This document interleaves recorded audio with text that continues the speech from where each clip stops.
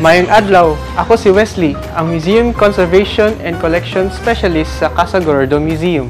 Ang akong role diri sa museum kay tigsigurado nga maprotektahan, pag-checklist ug pagsubay kada adlaw sud sa museum, pag-update sa inventory, ug labaw sa tanan pag-atiman sa mga artifacts.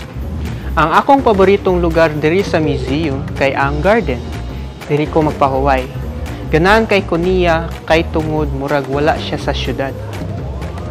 Kung ganahan mo makaibaw sa mga updates diri sa museum, i-like ang among Facebook page or i-follow ang uban namong mga social media platform. I-click ang link nga naa sa description. Unsa pa man inyong gihuwat, bisita na sa Casa Gordo Museum where we celebrate the Cebuano identity.